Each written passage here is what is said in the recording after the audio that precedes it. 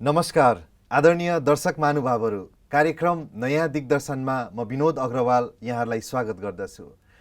दर्शकबिन, कार्यक्रम नयाँ दिग्दर्शनमा विभिन्न शीर्षकहरू उत्थान गर्ने क्रममा विशेष हामी अलौकिक अनुभवका कुराहरू यहाँहरू माझमा राखिरहेका छौँ र विगतको अध्यायमा हामीले एकजना व्यक्तित्व मार्फत थाहा पाएका थियौँ उहाँको जीवनको अनुभव र आज पनि त्यही अध्यायलाई कन्टिन्यू गर्दै यहाँहरूको माझमा हामी आइसकेका छौँ।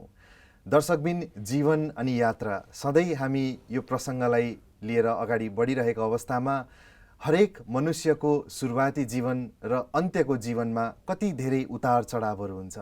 त्यसै सन्दर्भमा आज पनि हामी केन्द्रित रहेर चर्चा गर्नेछौँ र आज पनि हामी बीचमा आदरणीय राजयोगिनी ब्रह्माकुमारी आदरणीय मनु दिदीजी हुनुहुन्छ। आउनुहोस्, उहाँलाई कार्यक्रममा स्वागत गरौँ र कुराकानी गरौँ। कार्यक्रम नयाँ दिग्दर्शनमा यहाँलाई स्वागत छ। नमस्कार। धन्यवाद। ओम शान्ति। ओम शान्ति। दिदी, विगतको अध्यायमा, विगतको श्रृङ्खलामा हामीले थाहा पायौँ यहाँको बाल्यकालदेखिको कुराहरू, जहाँ चाहिँ एउटा देशबाट यहाँहरूलाई, यहाँको सम्पूर्ण परिवार र त्यहाँको नेपाली समुदायलाई नै केही कारणवश त्यहाँबाट निकालिएको थियो र भुटानपछि फेरि भारतमा केही दिन यहाँहरूको बास रह्यो। भारत पश्चात फेरि नेपालको पूर्वी भाग पथरी शनिश्चरी क्याम्पमा यहाँहरूको चाहिँ बसोबास रहेर यहाँले आफ्नो जीवनको एउटा नयाँ आयाम, नयाँ आशाको किरण प्राप्त गर्नुभएको थियो। त्यो रहेको थियो भौतिक शिक्षा। र आज विशेष हाम्रा दर्शक महानुभावहरूले यहाँलाई एउटा ब्रह्माकुमारीजको एउटा अभियन्ताको रूपमा देखिरहेका छन्। ब्रह्माकुमारी राजयोग सेवा केन्द्रसँग यहाँ कसरी आबद्ध हुनुभयो, कसरी यसरी कनेक्सन आउनुभयो र यो संस्थामा आबद्ध हुनको लागि यहाँलाई के कुराले प्रेरणा दिएको थियो, यसको बारेमा सुन्नु। अवश्य पनि ब्रह्मकुमारी राजयोग सेवा केन्द्र, जो हाम्रो पथरी शनिश्चरी भुटानी शरणार्थी शिविरको 3-4 किलोमिटर टाढामा स्थित थियो र त्यो ब्रह्मकुमारी राजयोग सेवा केन्द्रमा गएर जब त्यहाँ अध्ययन गर्न थाल्यौँ, वास्तवमा जीवनको एउटा अर्थ पनि थाहा भयो र जीवन जिउने कला पनि त्यो राज्यको शिक्षाले हामीलाई त्यहाँ सिकायो। र त्यति बेला मलाई अझै पनि याद छ कि जसरी त्यो संस्थामा मलाई सबैभन्दा धेरै आफूलाई भित्र गएर टच भएको भनेको जीवनमा धेरै तिरस्कारहरूलाई हामीले सहन गरिरहेका थियौँ समाजमा। किनकि जब हामी आफ्नो परिचय दिन्थ्यौँ कसैलाई पनि, म भुटानी शरणार्थी हुँ भन्ने बित्तिकै जसरी समाजले एउटा तिरस्कार गरेको हामीलाई महसुस हुन्थ्यो। तर जति बेला ब्रह्मकुमारी संस्थामा गएर हामी भुटानी शिविरबाट, भुटानी शरणार्थी क्याम्पबाट आएको छौँ भन्दा उहाँहरूले यस्तो एउटा स्नेहपूर्व रूपले हामीलाई स्वीकार गर्नुभएको थियो कि त्यो एउटा शरणार्थी भन्ने शब्द त हामीलाई त्यो एउटा गर्वको अनुभव उहाँहरूले गराउनु भएको थियो। त्यति बेला त्यो एउटा जुन एक्सेप्टेन्स उहाँहरूले हामीलाई देखाउनु भयो, जुन एउटा सद्भाव, जो स्नेह उहाँहरूले हामीप्रति प्रकट गर्नुभयो, हामीलाई यस्तो लाग्थ्यो कि हामी आफ्नै परिवारमा आएको छौँ। किनकि त्यहाँ तिरस्कारको भावना थिएन, जो चाहिँ हामीले धेरै लामो समयदेखि आफ्नो समाजमा भोग्दै आइरहेको थियौँ। त्यसैले यो एउटा संसार मलाई एउटा अलगै संसार लाग्यो, जसले गर्दा त्यहाँ गएर अध्ययन गर्ने एउटा चासो आफ्नो मनमा भएर आयो र साथसाथै त्यहाँ जुन एउटा समानताको भावना जसरी प्रकट गरिन्थ्यो, चाहे हामी शरणार्थी हौँ, चाहे त्यहाँका नागरिकहरू हुन्, कुनै त्यस्तो भेदभाव त्यहाँ मैले कहिले पनि महसुस गरिनँ। र त्यसैले त्यो एउटा परिवारको रूपमा मलाई त्यो परिवारले स्वीकार गरेको कारणले गर्दा मलाई यो संस्थाप्रति झुकाव भयो र दैनिक रूपमा त्यहाँ गएर अध्ययन गर्ने क्रम सुरु भयो। र त्यही क्रममा मलाई यो संस्थामा एउटा मैले खोजेको जुन प्रश्नको उत्तर मिल्यो। किनकि जति बेला त्यहाँ एउटा कल्प वृक्ष भनेर एउटा वृक्षलाई देखाइएर त्यहाँ ज्ञान दियो, त्यो ज्ञानले मेरो जीवनमा सम्पूर्ण प्रश्नहरूको उत्तरहरूलाई मैले त्यहाँ पाएँ र त्यसपछि अझै त्यो ज्ञानलाई बुझ्ने चासो त जागेको थियो, तर पनि एउटा विद्यार्थी जीवन थियो, जसले गर्दा सधैँभरि त्यो उमङ्ग उत्साह पनि रहँदैन थियो। त्यसैले मेरो लौकिक साथीले मलाई जति बेलै पनि त्यहाँ लानको लागि कोसिस चाहिँ सधैँ गरिरहनुहुन्थ्यो। र त्यही क्रममा हामीले 7 दिनको कोर्स सकिसकेपछि अब मुरली सुन्नको लागि आउनुहोस् भन्नुभयो त्यहाँका दिदीहरूले र हामी जब मुरली सुन्नको लागि भनेर त्यो जिज्ञासा लिएर गयौँ कि त्यहाँ मुरली सुन्न जाने, अब हाम्रो कोर्स सकियो भनेर त गएर बस्यौँ। जसरी 6 बजेदेखि 7 बजेसम्मको जो क्लासमा गएर बसिसकेपछि हामी यही एउटा लगनमा छौँ कि अब मुरली बज्छ कि, अब मुरली बज्छ कि, अब मुरली बज्छ कि, तर मुरली बजेन। हामी क्लास सकेर फर्केर आयौँ बाटोमा आउँदा कुरा गर्दै आयौँ, आज केही कारणले गर्दा सायद मुरली बजेन होला, भोलि त बज्छ होला भनेर फेरि भोलि सुन्नको लागि गयौँ। फेरि भोलि पनि मुरली बजेन। हामीले फेरि बाटोमा आउँदा कुरा गऱ्यौँ, सायद आज त्यहाँ भाइहरू कोही हुनुहुन्न थियो मुरली बजाउनको लागि, त्यसैले मुरली बजेन, अब फेरि भोलि एक दिन जाउँ। त मैले मेरो साथीलाई भने होइन अब नजाउँ भनेर, तर उहाँले भन्नुभयो होइन जाउँ, अझै एकचोटि जाउँ र अनि त्यसपछि कस्तो बज्दो रहेछ मुरली सुनौँ भनेर।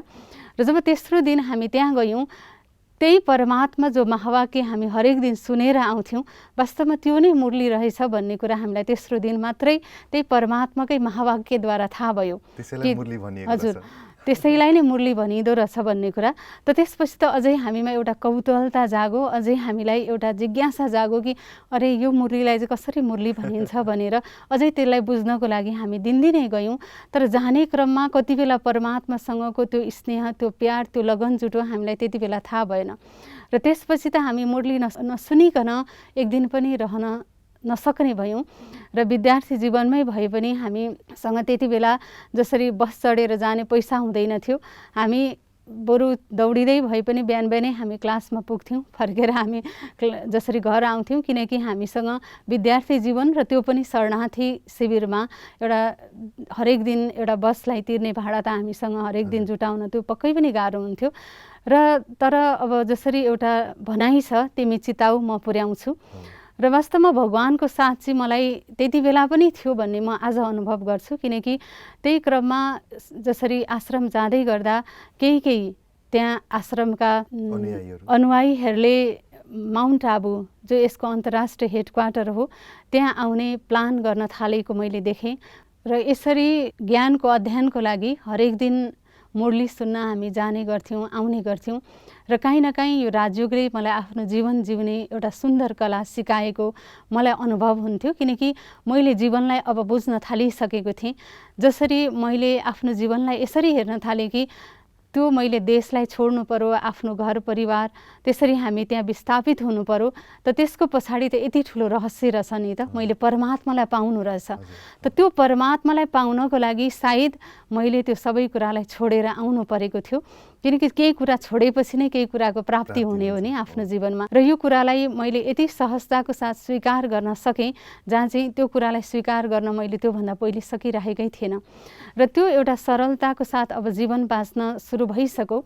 र त्यही क्रममा एक दिनको घटना हो जहाँ हाम्रो ब्रह्मकुमारी राजयोग सेवा केन्द्र नेपालका निर्देशक हाम्रो परम आदरणीय राज दिदीज्यूले त्यो शरणार्थी शिविरमा आउने भन्ने कुरालाई हामीले सुन्यौँ। तर सुन्दाखेरि त हामीलाई उहाँ को हो, कस्तो हो भन्ने कुराको थाहै थिएन। तर उहाँ यति उच्च व्यक्तित्वको धनी हुँदो रहेछ भन्ने कुरा त पछि गएर हामीले अनुभव गऱ्यौँ। र हामीले आफ्नै जसरी एउटा जस्तो अवस्थामा हामी सक्थ्यौँ, हामीले आफ्नै अवस्थामा उहाँलाई त्यहाँ स्वागत गर्ने तयारी गऱ्यौँ। र एउटा सानो हल थियो, हल भनेर कुनै व्यवस्थित हल त होइन, तर त्यहाँ कसैले गीता पाठ गर्नुपर्दा, केही कुराको मिटिङहरू गर्नुपर्दा त्यहाँ हुने गर्थ्यो। त्यहाँ हामीले व्यवस्थापन गऱ्यौँ र हाम्रो परम आदरणीय राज दिदीज्यू त्यो धरणीमा उहाँले पाइला टेक्नुभयो। त्यो भुटानी शरणार्थी शिविर जो पथरी शनिश्चरी क्याम्पमा, र त्यहाँ पाइला टेकेर जब त्यहाँ हामी केही बाबुको बच्चाहरू थियौँ त्यति बेला, र त्यतिको लागि पनि उहाँ त्यसरी जानुभयो। र त्यहाँ गएपछि उहाँले एउटा यस्तो महावाक्य उच्चारण गर्नुभएको थियो, आज पनि मलाई त्यो शब्द याद छ। किनकि अहिले त लगभग यो 25-26 वर्ष पहिलेको कुरा हो। र उहाँले त्यति बेला भन्नुभएको थियो कि उस्तै घर उत्रै घर, न कसैको धेरै जमिन, न कसैको थोरै जमिन, न कसैको ठुलो घर, न कसैको सानो घर, कति समानता छ यहाँ, सबैमा एउटा समानता छ। त्यसैले यही समानताको भाव हामीले आफ्नो जीवनमा ल्याउनुपर्छ भनेर त्यो एउटा त्यस्तो परिस्थितिलाई पनि उहाँले यस्तो खालको एउटा पोजिटिभ, एउटा सकारात्मकतातिर हामीलाई मोड्न सफल हुनुभएको थियो। त्यो शब्दले मलाई एकदमै भित्र प्रहार गरेको थियो, प्रभावित बनाएको थियो। र त्यसपछि मैले परम आदरणीय राज दिदीज्यूलाई सधैँ नै एउटा यस्तो महान व्यक्तित्वको रूपमा देख्न थालेँ। किनकि जीवनमा जुन कुरालाई कोसिरहेको थिएँ होइन मैले त्यो परिस्थितिलाई, तर त्यो परिस्थितिलाई यति सरलताको साथ उहाँले स्वीकार गर्ने जुन एउटा शक्ति दिनुभयो, त्यो आज पनि त्यसले मलाई कता कता त्यही शक्तिले काम गरिरहेको छ भन्ने कुराको अनुभव हुन्छ। किनकि त्यही दिनदेखि मैले कुनै कुरामा आफूलाई अरूकोसँग कम्पेयर गर्न छोडेँ। किनकि जब अरूसँग तुलना गरिन्छ त्यो तुलना गरिसकेपछि कि त आफूलाई त्यो तुलना जोसँग गरिँदैछौँ ऊभन्दा नीच आफूलाई फिल हुन्छ भने त्यहाँ दुःखको अनुभव हुन्छ। जब ऊभन्दा उच्च अनुभव गर्छौँ भने त्यहाँ एउटा अभिमानको अनुभव हुँदो रहेछ र दुइटै नै कुरा गलत हो। र त्यो पाठ चाहिँ मैले त्यो दिन परम आदरणीय राज दिदीज्यूबाट सिकेँ र यसपछि मेरो अझै जसरी एउटा इन्ट्रेस्टिङ रूपले आफूलाई यो पाटोमा मैले अगाडि बढाउने कोसिस गरेँ र यही क्रममा माउन्ट आबू जो यो संस्थाको अन्तर्राष्ट्रिय हेडक्वार्टर हो जहाँ परमात्माको दिव्य अवतरणको एउटा अनुभव गर्नको लागि त्यो मिलनको लागि केही आत्माहरू आउने त्यो हाम्रो आश्रमबाट तयारी गर्न थाल्नुभयो। त्यति बेला मनमा एउटा यस्तो इच्छा जागृत भयो कि मैले पनि त्यो दृश्य देख्नको लागि मैले पनि त्यो कुरालाई अनुभव गर्नको लागि जान सकेदेखि कस्तो हुन्थ्यो। जहाँ विद्यार्थी जीवन र त्यसमा पनि एउटा शरणार्थी शिविरको जीवनमा 4-4 हजार रुपियाँ जुन एउटा नेपाली त्यति बेला खर्च हुन्थ्यो जुन एउटा ट्रेनको यात्राको लागि टिकटिङ यो सबै गर्नको लागि र मेरो जीवनमा त त्यो 4,000 रुपियाँ जम्मा हुनु एउटा शरणार्थी शिविरभित्र त्यो पनि एउटा विद्यार्थी जीवनमा मेरो लागि त असम्भवै थियो। तर थाहा छैन कसरी त्यो परमात्माले सम्भव गराइदिनु भयो।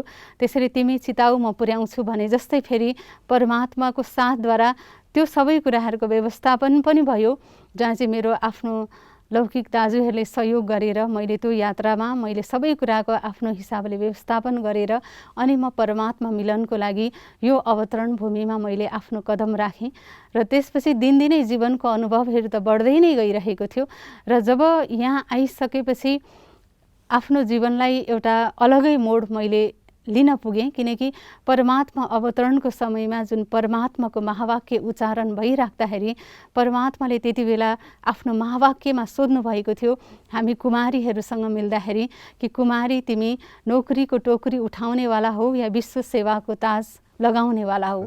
त त्यति बेला विश्व सेवाको ताज उठाउनेमा नै हात उठाइयो। त्यसको कुनै प्लानिङ त थिएन, कुनै योजना त थिएन। तर पनि अब सबैले हात उठाएको ठाउँमा भगवानको अगाडि आफूले पनि हात उठाइयो कि विश्व सेवाकै ताज लगाउने भनेर। र फेरि पनि मनमा त यो योजना थियो कि घर फर्केर गएपछि त आफ्नो भौतिक जो शिक्षाकै अध्ययनलाई अगाडि बढाउने केही हदसम्म भनेर।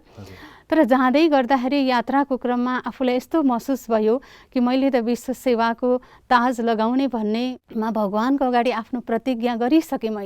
मैले कसरी फेरि एउटा व्यक्तिलाई गरेको प्रतिज्ञामा त पछाडि हट्न सकिँदैन भने भगवानको अगाडि गरेको प्रतिज्ञालाई म कसरी नकार्न सक्छु भनेर मैले एकदम हिम्मतको साथ मैले यो मन बनाएँ कि मैले आफ्नो सम्पूर्ण जीवन अब यही सेवामै अर्पित गर्ने हो भनेर मेरा सम्पूर्ण योजनाहरूलाई त्यही नै थाती राखेर परमात्माको योजना अनुसार अब आफ्नो जीवनलाई समर्पण गराउने योजना बनाएँ र मधुबनबाट फर्किएपछि सम्पूर्ण रूपले आफूलाई समर्पित रूपले सेवा गर्नको लागि जो पूर्व क्षेत्रको विराटनगर सेन्टरमा मैले आफूलाई हाम्रो आदरणीय गीता दिदीज्यूको साथ जसरी आफूलाई समर्पण गरेँ र परमात्माको साथ परमात्माको सेवामा अगाडि बढ्दै जाने क्रममा पूर्व क्षेत्रको विभिन्न सेवा केन्द्रहरूमा सेवा गर्दै जाँदा धेरै कुराहरूको अनुभव परमात्माले गराउनुभयो कि परमात्मा साँच्चै नै मेरो साथमा हुनुहुन्छ, मेरो हातमा हात लिएर परमात्माले मलाई अगाडि बढाइराख्नु भएको छ भन्ने कुरा ती आदरणीय दिदीज्यूहरूको पालनाद्वारा म अनुभव गर्थेँ। र त्यही अनुभवको क्रममा आफ्नो जीवन यात्रालाई अगाडि बढाइरहेको क्रममा मलाई याद छ त्यति बेला म सेन्टरमा समर्पित भएको 13 वर्ष भएको थियो र म एउटा सेवा केन्द्र जो विराटनगर क्षेत्रकै कञ्चनबारी सेवा केन्द्रमा आफ्नो सेवा दिइरहेको अवस्थामा फेरि जीवनको अर्को मोड आयो त्यहाँ मैले जहाँ चाहिँ त्यो सेवा स्थानलाई छोडेर फेरि अर्को एउटा मुलुकमा अर्को देशमा फेरि आफूलाई स्थापित गर्नुपर्ने त्यस्तो अवस्था आयो र त्यसैले मैले त्यो कुरालाई पनि निर्णय सहजताको साथ गरेँ किनकि जसरी एउटा जीवनमा बाँच्नको लागि व्यक्तिलाई सबैभन्दा ठुलो आवश्यकता भनेको एउटा आइडेन्टिटी चाहिँदो रहेछ किनकि कहीँ पनि यात्रा गर्न जान्छौँ हामीलाई जसरी एउटा आफ्नो नागरिकताको खाँचो पर्छ, परिचय पत्रको खाँचो पर्छ या कहीँ पनि एउटा केही गर्नको लागि जान्छौँ सबैभन्दा पहिले त केही आइडी नै चाहिन्छ हामीलाई जो चाहिँ मेरो पासमा त्यो थिएन त्यति बेला किनकि भुटानी शरणार्थी भएको कारणले गर्दा नेपालको नागरिकता पनि थिएन मसँग र साथसाथै कुनै त्यस्तो खालको ठोस आइडेन्टिटी पनि थिएन जसले गर्दा मधुबनको यात्रामा पनि धेरै नै कठिनाई मलाई त्यति बेला भोगिरहनु परेको अवस्था थियो। त्यही अवस्थामा विश्वका विभिन्न देशहरूले एउटा प्रोग्राम ल्याउनुभयो त जसले गर्दा भुटानी शरणार्थीहरू जति पनि 7वटा शिविरमा बसोबास गर्दै आइरहेका छन्, त्यो भुटानी जुन एउटा शरणार्थी समस्या छ त्यसलाई सम्पूर्ण रूपले निर्मूल गर्नका लागि विभिन्न देशहरूले चाहिँ एउटा कोटा पठाइयो कि म यति शरणार्थी लिन्छु, म यति शरणार्थी लिन्छु भनेर, र जुन जुन देशले जति जति कोटा पठाए सबैले त्यहाँका एउटा आफ्नो नागरिकको रूपमा भुटानी शरणार्थीहरूलाई स्वीकार गर्ने भनेर त्यसरी कोटा पठाइयो। त्यसपछि जसरी सबै परिवारहरू अब जान थाल्नुभयो विश्वको विभिन्न राष्ट्रहरूमा, जसरी क्यानाडा, अमेरिका, त्यसै गरी अस्ट्रेलिया, नर्वे, स्विजरल्यान्ड, न्युजिल्यान्ड विभिन्न देशहरूमा अब स्थापित हुन सुरु भयो। र त्यही क्रममा हाम्रो पनि परिवारबाट सबैजना गइसक्नु भएको अवस्था थियो, जहाँ अन्तिममा मेरो आफ्नो आमा र बुवा मात्रै रहनु भएको थियो। र वृद्ध आमा बुवा मात्रै त्यसरी रहिरहेको अवस्थामा र आफूसँग पनि कुनै प्रकारको परिचय पत्रहरू त्यस्तो आइडेन्टिटी केही नभएको अवस्थामा जहाँ चाहिँ बुवा आमालाई पनि लिएर जानुपर्ने अवस्था सृजना भयो। र त्यसै बिचमा परम आदरणीय राज दिदीज्यूबाट छुट्टी लिँदाखेरि दिदीज्यूले भन्नुभयो, जब तिमीहरूलाई त्यहाँ जाँदाखेरि तिम्रो आफ्नो परिचय बन्छ, तिम्रो आफ्नो पासपोर्टहरू आफ्नो बन्छ भने जाऊ बाबाको सेवा गर्नको लागि, तर जहाँ जान्छौ तिमी यो सोचेर जाऊ कि तिमी एउटा यज्ञमा छौ, यज्ञ अर्थात् यो संस्थासम्म सधैँ तिमी आबद्ध छौ भनेर सोचेर जाऊ भनेर। र त्यही क्रममा छुट्टी लिएर अब फेरि त्यो आफूले सेवा दिइरहेको सेवा स्थानलाई जो बिल्कुलै छोड्ने योजना थिएन, जसरी आफ्नो देशलाई छोड्ने योजना थिएन त्यसै गरी त्यो सेवा स्थानलाई पनि छोड्ने योजना थिएन, तर पनि त्यो स्थानलाई छोडेर फेरि अनि अर्को एउटा बिरानो सहर, बिरानो देशमा गएर जो अमेरिकाको एउटा भर्जिनिया भन्ने स्टेटमा गएर हामी फेरि त्यहाँ जसरी स्थानान्तरित भयौँ।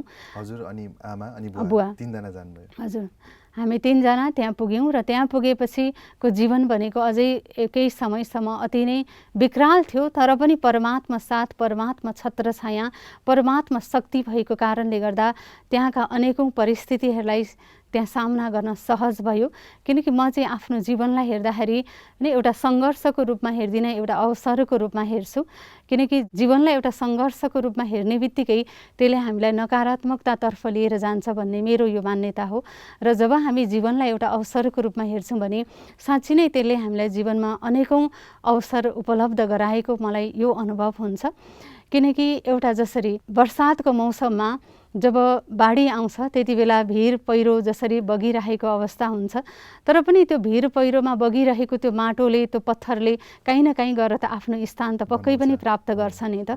भले उसले आफू रहेको स्थानलाई छोड्नु पर्यो, तर काहीँ न काहीँ गएर त त्यो पत्थरले पनि, त्यो माटोले पनि आफ्नो स्थान पाउँछ भने हामी त मान्छे हौँ, हामीले पनि आफ्नो स्थान बनाउन सक्दो रहेछौँ, हामीले पनि आफ्नो स्थान जमाउन सक्दो रहेछौँ भन्ने कुराको विश्वास हुन्छ आफूलाई। किनकि आफ्नो जन्मैको स्थानलाई आफ्नो भन्न पाइएन, आफ्नो देशलाई आफ्नो भन्न पाइएन। जहाँ अलौकिक जीवनलाई प्राप्त गरेको जो नेपाल धरनी हो, जो चाहिँ मेरो लौकिक जीवनलाई प्राप्त गरेको धरनी जति प्यारो छ त्योभन्दा अझै प्यारो मेरो लागि त्यो मैले अलौकिक जीवनलाई प्राप्त गरेको धरनी नेपाल रहेको छ। र त्यहाँबाट पनि मैले त्यसरी विस्थापित हुनु पर्दाखेरि होइन, त्यहाँ अर्को देशमा गएर भए पनि मैले आफूलाई त्यसरी स्थापित गर्न पाउनु यो परमात्माकै साथ, परमात्माकै शक्ति, यो परमात्माकै वरदान हो। र साथसाथै विशेष आदरणीय दिदीज्यूहरूको पनि आशीर्वाद हो। र त्यहाँ गएर सेवा सुरु गर्नु त्यति सजिलो थिएन। कहिलेकाहीँ यस्तो अनुभव हुन्थ्यो कि एकदमै कुनै एउटा हुरीले आफूलाई उडाएर एउटा भमरीको बिचमा पुर्याएर फसाइदिएको छ, त्यहाँबाट कसरी निस्किने हो भन्ने कुराको एउटा आफूलाई अन्योलता हुन्थ्यो। तर पनि परमात्माको ज्ञान यति उच्च छ, परमात्माको शक्ति यति उच्च छ कि त्यस्तो अवस्थामा पनि आफूलाई डगमगाउन परमात्माले दिनु हुँदो रहेन रहेछ। किनकि परमात्मा पाल्न भनेको यस्तो शक्ति रहेछ, जसरी हामी देख्छौँ नि कहिलेकाहीँ जब आँधी तुफान आउँछ, सबै बोट बिरुवा गिरेका हुन्छन्, सबै लडेका हुन्छन्, तर एउटा बाँसको रुखलाई हेरौँ होइन, त्यो झुकेको हुन्छ त्यहाँ, तर कहिले पनि उगिरेको हुँदैन। भने हामीलाई पनि परिस्थितिले झुकाउने कोसिस गर्दो रहेछ, गिराउने कोसिस गर्दो रहेछ, तर परमात्मा पालनाको, परमात्मा शक्तिको अनुभव जब आफ्नो गहिराईसम्म, जब आफ्नो जरालाई मजबुत गरिएको हुन्छ भने त्यसले अवश्य पनि आफूलाई गिराउँदैन रहेछ भन्ने कुराको मलाई अहिले अनुभव भएर आउँछ। र त्यहाँ गएर परमात्माको सेवा जसरी अहिले तीव्रताको साथ भएको छ, सुरुका दिनहरूमा त त्यसरी भएको पक्कै पनि थिएन। र अहिले हामीले त्यहाँ नेपाली समाजहरूको लागि, खास गरेर नेपाली मुरली र नेपाली अनलाइन कोर्सहरू गरिरहेका छौँ र त्यही क्रममा अमेरिकाका विभिन्न स्टेटहरूबाट धेरै नेपालीहरूले जुटेर त्यो नेपाली क्लासहरू गरेर हरेक दिन बिहान नेपाली मुरली सुन्ने भाइ बहिनीहरूको सङ्ख्या दिन प्रतिदिन बढ्दै गइरहेको अवस्था छ र यो सेवालाई यसरी अगाडि बढाइराखिएको छ। अहिले हजुरको साथमा आमा बुवा साथै हुनुहुन्छ कि के छ स्थिति? हजुर, आमा बुवालाई जसरी मैले लिएर गएँ र सायद मेरो बचपनदेखि एउटा सङ्कल्प थियो कि आमा बुवा जब वृद्ध हुनुहुन्छ उहाँहरूको सेवा म गर्छु भनेर जति बेला यो संस्थासँग जुटेको थिइनँ, सायद त्यही सङ्कल्पलाई फेरि साकार पार्नको लागि यो परिस्थिति सृजना भयो, जसले गर्दा अहिले आमा बुवाको पनि म सेवा गर्दैछु। जहाँ मेरो 83 वर्षको आमा हुनुहुन्छ, 93 वर्षको मेरो बुवा हुनुहुन्छ, उहाँहरूको पनि सेवा गर्छु र आफ्नै घरलाई एउटा आश्रमको रूप दिएर त्यहाँ हामी हरेक दिन जसरी यो आश्रमको गतिविधिहरू जो हो, हरेक दिन क्लासहरू हुने, हरेक दिन यो क्लाससँग आबद्ध हुने, जो ब्रह्मकुमारी संस्थासँग आबद्ध हुने, यसका अनुयायीहरू आउने, त्यहाँ क्लास लिने त्यो क्रम चल्छ र यसरी चाहिँ अहिले आफ्नो आमा बुवाको पनि सेवा र साथसाथै परमात्माले दिएको यो विश्व सेवाको पनि जिम्मेवारीलाई साथसाथै निर्वाह गरिरहेको अवस्था छ। अत्यन्तै सुन्दर दिदीज्यू। विशेष त यहाँको कहाँबाट विश्वको एउटा कुनाबाट प्रारम्भ भएको जीवन अहिले विश्वको पश्चिम भागमा चाहिँ यहाँ अहिले केन्द्रित हुनुहुन्छ र वर्तमान समयमा हामीले यहाँलाई यस प्रजापिता ब्रह्माकुमारीजको स्टुडियोमा प्राप्त गरेका छौँ। अन्त्यमा दिदीज्यू, हाम्रो दर्शकबिनहरूले यहाँहरूको दुईटै श्रृङ्खला हेरिरहनु भएको छ। अत्यन्तै मार्मिक, अत्यन्तै मन छुने यहाँले प्रसङ्गहरू उत्थान गर्नुभयो, जीवनको घटनाहरूलाई समेट्नुभयो। छोटो रूपमा मोरल अफ द स्टोरी भनेर भनिन्छ, यहाँले हाम्रो दर्शक महानुभावहरूलाई के सन्देश दिन चाहनुहुन्छ? धन्यवाद। र मैले आफ्नो जीवनबाट सिकेका केही शिक्षाहरूको आधारमा मलाई चाहिँ यस्तो लाग्छ कि जसरी जीवनमा परिस्थितिहरू भनेको उत्राव चढाव भनेको सबैको जीवनमा आउँछ। जसरी एउटा प्रकृतिको नियमलाई हामी हेरौँ, एउटा वृक्षलाई कहिलेकाहीँ हामी एकदमै हराभरा देख्छौँ, एकदमै त्यसमा हरियाली फलफुल सबै भएको देख्छौँ र त्यो एउटा चक्रको क्रममा एउटा यस्तो पनि समय आउँछ जहाँ चाहिँ त्यो सबै फलफुल, त्यो सबै हरियाली त्यसबाट समाप्त भएर गएको अवस्था हुन्छ। तर त्यो एउटा वृक्षमा यस्तो एउटा धैर्यताको शक्ति हामी देख्छौँ जहाँ चाहिँ त्यो लटरम्बै त्यो फल फलेको बेलामा, पुरै फुलेको बेलामा, पुरै हरियाली भएको बेलामा पनि त्यो वृक्ष त्यहाँ नै हुन्छ र ऊ एकदम पतझड बनेको बेलामा एकदम मरेको हो कि बाँचेको हो थाहा हुँदैन, त्यसमा न पत्ता हुन्छ न हरियाली हुन्छ, केही पनि हुँदैन। त त्यस्तो बेलामा पनि त्यो वृक्ष त्यहाँ नै टिकिरहेको हुन्छ, यो आशमा टिकेको हुन्छ कि फेरि उसमा त्यो नयाँ पालुवा पलाउँछ, फेरि वसन्त ऋतु आउँछ र त्यो ऋतुले उसको जीवनमा फेरि एउटा नयाँ पालुवा पलाएर उसले फेरि आफ्नो हरियाली सुरु गर्छ भन्ने त्यो एउटा आशामा त्यो त्यहाँ टिकेको हुन्छ भने हाम्रो मानव जीवनमा पनि सबैभन्दा ठुलो हामीलाई चाहिने भनेको प्यासन हो, जहाँ धैर्यता हो। धैर्यताको साथ यदि जीवनमा हामी गर्छौँ भने हामीले पनि त्यो वसन्त ऋतुलाई पर्खिन सक्नु पर्यो नि त। जब अब एकदमै त्यस्तो पतझड अवस्था भयो भने त्यहीँ घबराउँछौँ, त्यहीँ गलत कुनै निर्णय लिन्छौँ भने त त्यहाँ जीवनमा सफल अवश्य पनि हुन सकिँदैन। तर जब धैर्यताको शक्तिलाई कायम राखेर त्यसरी आफ्नो समयलाई पर्खिन सक्छौँ भने फेरि हाम्रो जीवनमा वसन्त ऋतु आएर हामी आफ्नो जीवनलाई फेरि हराभरा बनाउन सक्छौँ। र अर्को कुरा कि हामी आज जीवनमा कम्प्लेन गर्छौँ नि, मेरो यो समस्या छ, मेरो यो छ, यो छैन, त्यो छैन। तर वास्तवमा जीवन भनेको यस्तो रहेछ कि जब कुनै कुराको प्राप्ति हुन्छ त्यो प्राप्तिले फेरि अरू प्राप्तिको ज्ञान दिँदो रहेछ कि अब यो भयो, मलाई यो भयो भने हुन्थ्यो। तर जब हाम्रो जीवनमा कुनै प्राप्तिको ज्ञानै छैन भने त्यो आशा पनि रहँदो रहेन रहेछ। त्यसैले जब त्यो शरणार्थी जीवनमा बिताइरहँदाखेरि के हो प्राप्ति भन्ने कुरा थाहै थिएन, त्यो प्राप्तिको इच्छा नै हुँदैन थियो। र त्यस अर्थमा मैले यो भन्नुको कारण जसरी एउटा जीवनमा हजुरहरूले सबै कुरा गुमाउनु भएको छ अरे, तर पनि एउटा देशको नागरिकता हुनुहुन्छ नि अझै पनि, किनकि त्यो त यहाँको जन्मसिद्ध अधिकारको रूपमा कसैले पनि छिनेको छैन। ठिक छ, समस्याको बोझले थिचेको छ, समस्याको बिचमा हुनुहुन्छ, तर पनि एउटा जुन नागरिकता भनेको यस्तो एउटा आइडेन्टिटी भनेको एउटा यस्तो चिज रहेछ कि हामीलाई जीवनमा अगाडि बढ्नु छ भने हामीलाई आफ्नो परिचय पत्र चाहिँदो नै रहेछ। त्यो त हजुरबाट कसैले पनि छिनेको छैन नि, कुनै परिस्थितिले त्यसलाई दबाएको छैन नि। त्यो यहाँको जीवनमा सबैभन्दा ठुलो प्राप्ति हो जस्तो लाग्छ मलाई, मेरो आफ्नो भोगाइमा, आफ्नो अनुभवमा। किनकि त्यही नहुँदाखेरिको हाम्रो भोगाइ भनेको कस्तो थियो, जहाँ चाहिँ हाम्रो आफ्नो परिचय थिएन, म को हुँ। र त्यसै गरी अब यो आध्यात्मिकताले पनि के सिकाउँछ, जसरी भौतिक जीवनमा एउटा आइडेन्टिटीको खाँचो पर्छ आफ्नो परिचय पत्र जहाँ पनि जाँदा देखाउनुपर्छ भने यो आध्यात्मिक जगतमा पनि हामीलाई सबैभन्दा ठुलो पाठ भनेको पहिलो पाठ भनेको आफ्नो सो आइडेन्टिटी सेल्फ म को हुँ भन्ने कुरालाई नै सिकाइन्छ। जसरी आफूलाई भौतिक जगतमा पनि एउटा आइडेन्टिटीको खाँचो पर्छ भने आध्यात्मिक जगतमा पनि अगाडि बढ्नको लागि आफूले आफूलाई आइडेन्टिफाई गर्न सक्नु पर्यो। म को हुँ, म कहाँबाट आएको हुँ, मैले कहाँ जानु छ र मेरो कर्तव्य के हो। जब यी कुरालाई हामी आइडेन्टिफाई गर्न सक्छौँ भने दुईटैको तालमेलद्वारा जीवन अति नै सुव्यवस्थित रूपमा अगाडि बढ्न सक्छ। किनकि यो मैले आफ्नो जीवनको भोगाइको आधारद्वारा समस्या कुनै समस्या होइन। जब हामी आफूले त्यो समस्यालाई त्यस्तो विकराल रूपमा हेर्दैनौँ, किनकि समस्या हरेकको जीवनमा आउँछ, परिवर्तन त हुन्छ नि त। रात आएपछि दिन, दिन आएपछि रात जस्तै अहिले रात छ भन्दैमा भोलि दिन नआउने त होइन। फेरि भोलिको दिनमा त्यो रातले नै एउटा शुभ बिहानीको नौलो किरण, एउटा सुनौलो किरण लिएर आफ्नो जीवनमा आउँछ पक्कै पनि। तर त्यसको लागि हाम्रो जीवनमा धैर्यताको शक्ति हुन अति आवश्यक छ। अत्यन्तै सुन्दर विशेष मौलिक गुणहरू पनि झल्काएर आज हामी बिचमा यहाँले अत्यन्तै सुन्दर यथार्थ जीवनको अनुभव राख्नुभएको छ। दिदीज्यू, समयले सङ्केत गरेको छ यहाँले आफ्नो सम्पूर्ण जीवनको अनुभवहरू हाम्रो आदरणीय दर्शकबिनहरूको माझमा राख्नुभएको छ। यसको लागि फेरि पनि यहाँलाई धेरै धेरै धन्यवाद छ। आज समयले सङ्केत गरिसकेको छ। नमस्कार। धन्यवाद। ओम शान्ति। ओम शान्ति। आदरणीय दर्शकबिन, भर्खरै हामीले सुन्यौँ जीवनको यथार्थ, कति मार्मिक जीवनको अनुभव र हरेक परिस्थितिमा एउटा आशाको किरण अवश्य पनि हुन्छ। परमात्माको हात अनि साथ सदा नै हामीलाई मिलिरहेको हुन्छ र जस्तोसुकै कठिन परिस्थितिमा, अकल्याणको परिस्थितिमा पनि भविष्यमा या पछिको समयमा त्यसमा कल्याण लुकेको हुन्छ। तर हामीले धैर्यतालाई गुमाउनु हुँदैन। आफूमा त्यो दृढ निश्चय र धैर्यता भइसकेपछि जस्तोसुकै समस्या र परिस्थितिलाई पनि हामीले पार गर्न सक्छौँ। ब्रह्माकुमारीजको यही नै मुभमेन्ट सारा विश्वमा चलिरहेको विशेष यो अनुभवको कुराबाट हामीले थाहा पायौँ। यहाँहरूको जीवनमा पनि त्यस्तो कुनै समस्या, परिस्थिति, कठिनाइ छ भने परमात्माको हात अनि साथले त्यो हटेर जान्छ अवश्य पनि।